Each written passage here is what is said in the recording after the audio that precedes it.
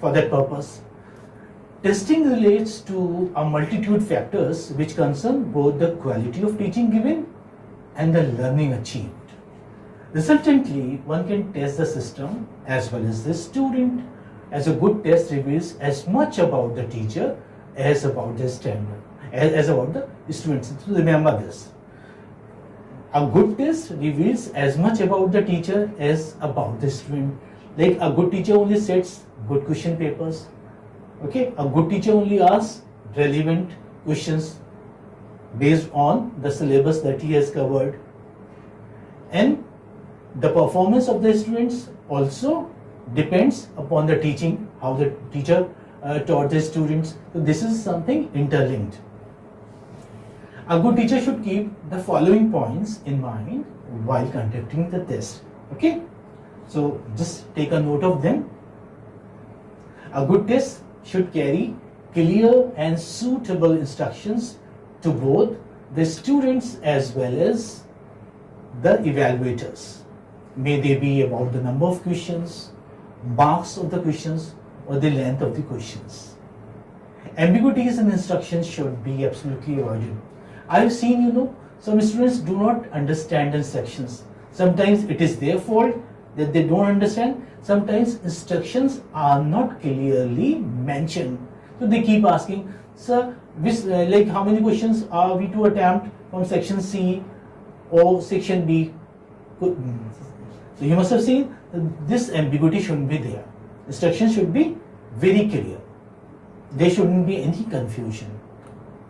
And next, a good test should comprise questions only on those areas of language which have already been taught and discussed in the classroom. This is something very important. Like nothing should be out of syllabus and out of the covered portion. Besides, it should be fairly distributed over the entire cover portion of the syllabus.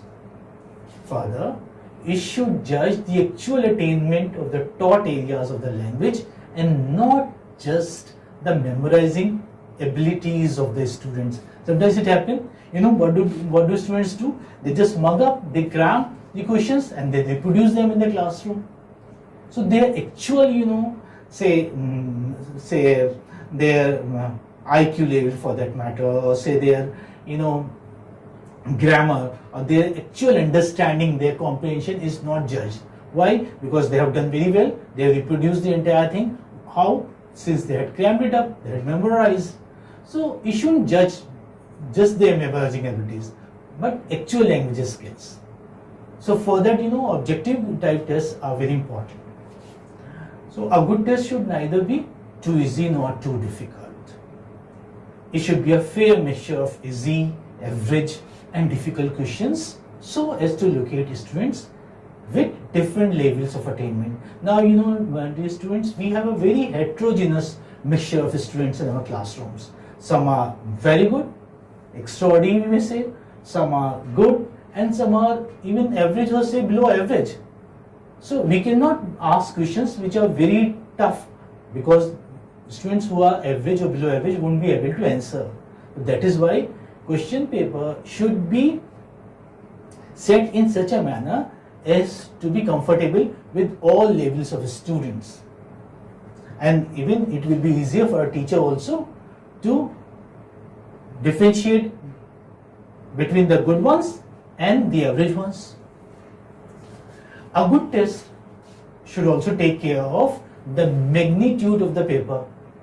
Magnitude, remember the word magnitude you read in Aristotle's Poetics? He talks about magnitude of tragedy. Isn't it so? Okay. Magnitude means length. Yeah, length. So a good test should also take care of the magnitude of the paper. That is to say, it should neither be too short nor too long. If it is too short, students will solve it well before the allotted time and start whispering amongst themselves.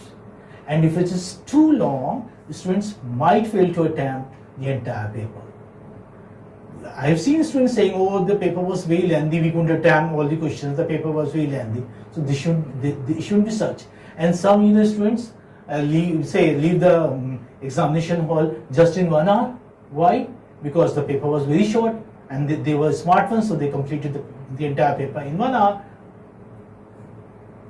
Or if you do not allow them to move out of the examination hall, they start whispering with their friends and all. They in a way disturb the class. So the paper should neither be too long nor too short. The length and the level of the paper should be such that it could be attempted in the scheduled time limit even by the average students, and even sparing them with a little time to revise it once. Because I always tell my students that revision is very important.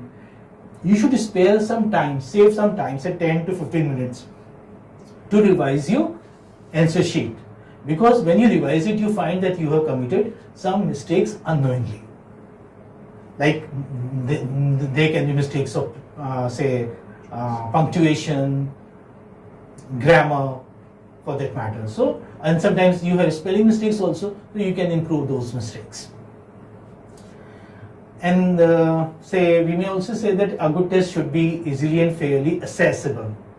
Although this does not pertain to students, it pertains to teachers only. So our test should be easily and fairly accessible. Means you should be able to easily assess it, evaluate it. A teacher should be able to evaluate with ease and perfection. That's very important, because sometimes tests are so complicated, like there are too many sections, and so that's a difficult thing. So it's better that the test should be easily and fairly accessible. The teacher should easily score the marks and all. He shouldn't find any difficulty there, or he shouldn't feel bored, fatigued. Well, here I'm reminded of J.B. Heaton's quotation. This is written quote: "It is unfortunate that so many examinations in the past have led to a separation of teaching and testing. Both teaching and testing are so closely interlinked and interrelated that it is virtually impossible to work in either fields without being concerned with the other." Okay, now I've tried to put J.B. Heaton's word in my language, but I think I have reproduced the actual sense. All tests are extensions of teaching and learning situations. Okay.